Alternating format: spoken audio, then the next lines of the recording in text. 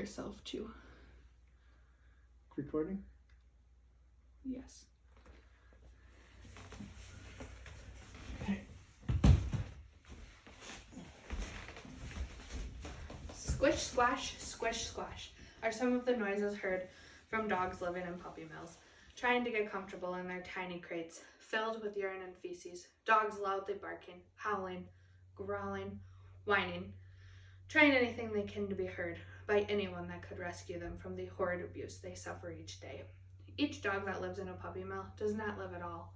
Most are matted with fur covered in feces from the dog living in the cage above them, crusted shut eyes, and even diseases. According to American Humane, we define puppy mills as the breeding of dogs in facilities where profit is clearly given over priority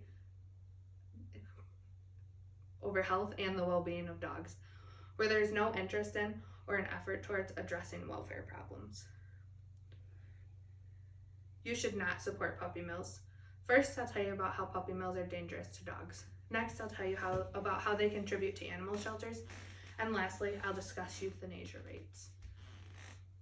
Puppy mills are dangerous to dogs being bred and puppies. According to the International Society for Animal Rights, 90% of all puppies sold in puppy stores are the product of puppy mills. Puppy mills are dangerous to all dogs in their possession because their main concern is profit. Because profit is the number one focus, the parents and pups in their care do not receive vet care, quality food, shelter, and they do not have staff to care for them. According to the Puppy Mill Project, there are an estimated 10,000 puppy mills in the US alone, and over 1.2 million puppies are bred from them each year. Mothers in puppy mills are bred every cycle and killed when they can no longer produce. Oftentimes, puppy mills do all of their own vet work without any knowledge, and it is often cruel. Dogs in puppy mills spend 24/7 in crates that are too small, filled with their own waste. They have a lack of food and sometimes no water at all, and even less love and human interaction and affection. When dogs used in puppy mills are no longer needed, they often end up filling animal shelters. First, we discussed puppy mills. Now we will talk about how they contribute to animal shelters. Puppy mills contribute immensely to shelters. According to the ASPCA, 3.3 million dogs enter shelters each year in the US, including many from puppy mills, most of those being mothers who can no longer produce puppies. Oftentimes, puppies that do not sell quickly enough in big name box pet stores end up in animal shelters because they are past their peak cuteness and they worry they won't sell, cutting into their profit. Pet stores that sell puppies and puppy mills go hand in hand. Most pet stores do not use reputable breeders and care more about profit than the health and safety of the puppies they are bringing in to sell to your family. Animal shelters often become overwhelmed with sick dogs and puppies when a puppy mill is busted by law enforcement.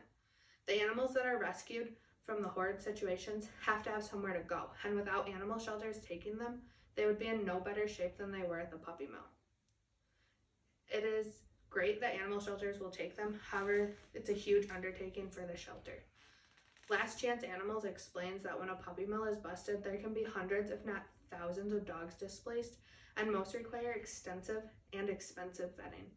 This can be troubling for shelters, not only because they are typically run on donations, but they also have limited space and how many animals they can take in. Once they are full, euthanasia becomes more prominent. I just talked about how puppy mills contribute to animal shelters. Now I will discuss euthanasia rates.